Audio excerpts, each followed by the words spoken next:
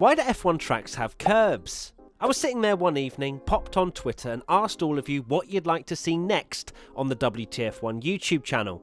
Well, thanks to I Am Salah, we've decided to answer why Formula 1 circuits have curbs. They're an incredibly important part of a racetrack, especially when it comes down to safety. So how do we define a curb or curb? There's basically two different ways of spelling it, and I never know which one it is. I'm pretty sure it's K-E-R-B for me. Anyway, they are primarily there to slow down the best drivers in the world at the very fastest of corners. For fear of bringing up the massive talking point from the Bahrain Grand Prix, it also shows the drivers very clearly in usually a distinct white and red colour pattern where the designated limits of the racetrack are. However, when there isn't grass or gravel past the exit curb, we of course get problems of track extending that the stewards have to deal with. Now, I mentioned exit curb. That's the area of the track where the driver would be leaving a corner and accelerating out. Exit curbs will usually have a washboard designed to reduce adhesion should a driver place their Pirelli tyres on them, which helps to enforce track limits somewhat because if it's slower, a driver won't go there.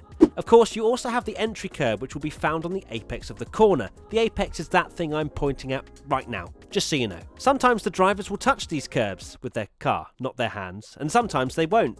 It all depends on what harm they could do to their beloved F1 car with the size and height specification for that particular Grand Prix. It's worth mentioning that they aren't all the same. You'll have raised curbs, which drivers absolutely do not want to touch with a barge pole, and then others that are basically just painted lines on the racetrack and are there to be cut and driven over with only time to be gained.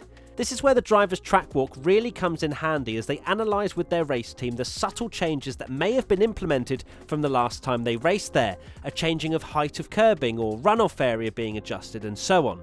It can all help to get the driver up to speed quicker when they know exactly where they can push to the limits and gain time. Right, come on, why are we still having this conversation? You haven't subscribed to the WTF1 YouTube channel yet. The F1 season has begun. We're pumping out Formula 1 content. Please subscribe now. Love ya. Now, it wouldn't be a video about curbs if we didn't mention the dreaded sausage curb. Yes, this invention to prevent drivers running wide at high speed has caused a huge amount of debate among the drivers and teams when it comes to both safety and damaging of the cars. I did mention at the start of the video that curbs are primarily there for safety. If a driver runs a little wide, they aren't dipping a wheel onto grass or gravel, but on a curb which is there to essentially save them from having a potentially big crash. Sausage curbs, however, are a completely different ballgame. They're called that name for a reason. They're long and they're raised, and they have caused some almighty crashes. One that comes to mind is Alex Peroni at Monza from F3 in 2019. He was incredibly lucky to walk away from that incident.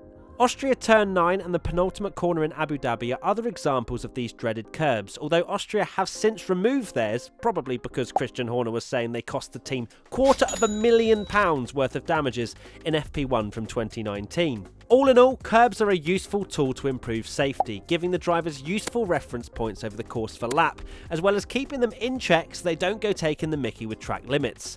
More modern tracks have gone for the flatter curb approach, which I'm not personally a fan of. I'd rather have more raised curbs to define track limits so that we don't have to deal with track limit warnings from the stewards every race weekend. What do you think about the current state of curbing at F1 circuits? Let us know in the comment section below.